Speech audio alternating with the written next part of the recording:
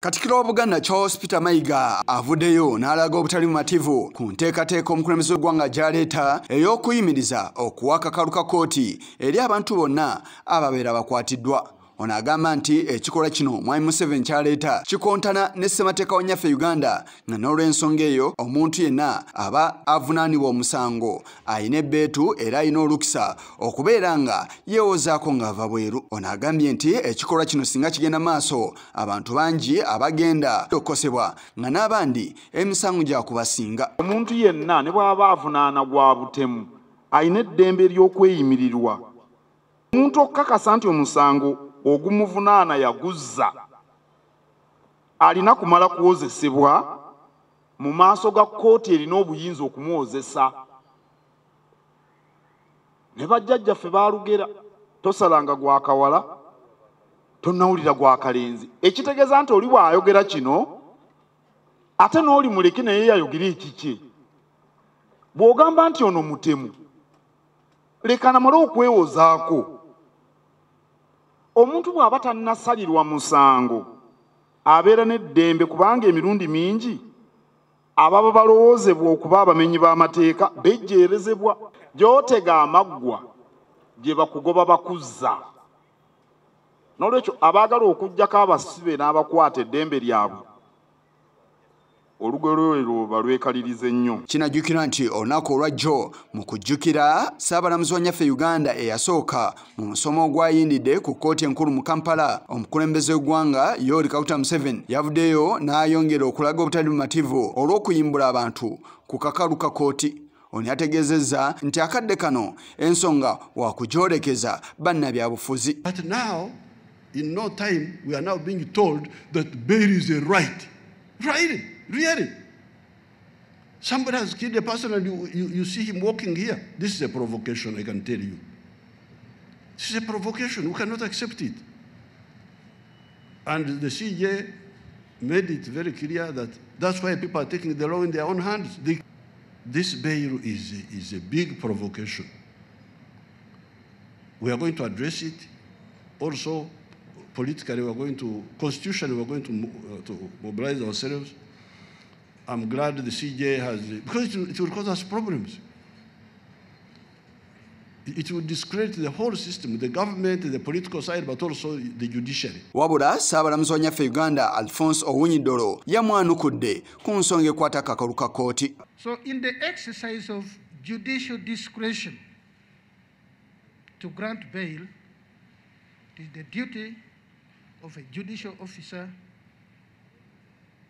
to look at all these circumstances and boldly, without fear or favor, make the decision whether to grant or not to grant. For me, as head of the judiciary, I would like to see judicial officers taking into account these considerations and noting them down, so that there is no doubt as to what could have moved a particular judicial officer to grant bail or to exercise discretion in other circumstances where the law permits the exercise of discretion. Mu bufu bwe bumu Charles Peter Mayiga alaze obutali bumativu ku bantu abayimbulwa ku kakalu ka kkooti wabula ate ne baddamu ne bakwatibwa. N'abo abakwatiddwa basimbibwe mu mbuga z'amateeka bawozesebwe mu mazima n'obwenkanya.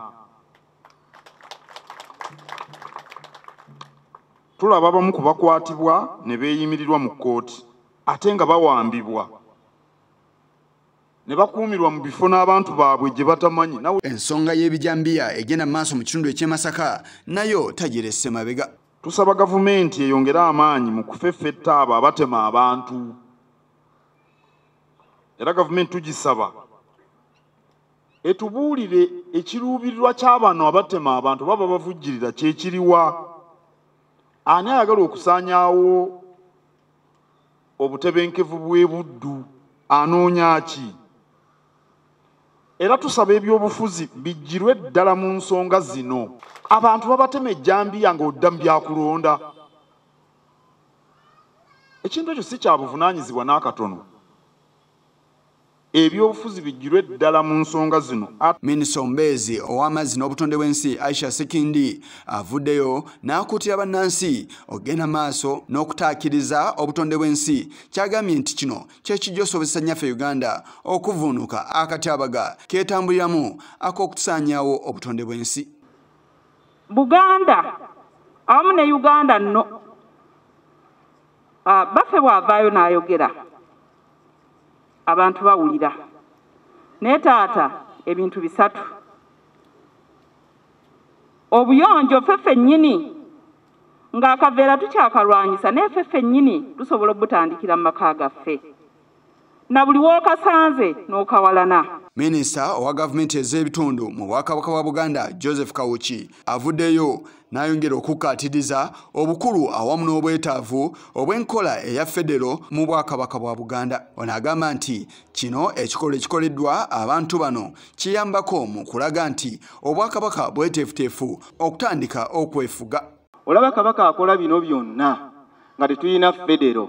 Ne singa munaakutukulemberamu ng'abaka ne tugikola kubanga federo ejja banguyizaako obuweereza nga kye mwagala mutegeeza Katikkiro mu emikono ne mukola ki abali mu gavumenti ne bajjako ebintu ne bitambula. Federo eyanguyiza buli omu. Bino byonna biyindidde mu bimuli bya Bulange mu bantu ab'ebuddo we badde baleeta ensimbi ze bakuŋŋanyiza mu nkola ey'oluwalo lwaffe. Ensimbi ezisoba mu bukadde 10 ze zikuŋŋanyiziddwa era ziweereddwayo. Abantu ab'enjawulo baweereddwa amabaluwa agabasiima olw'okudduukirira Obwakabaka.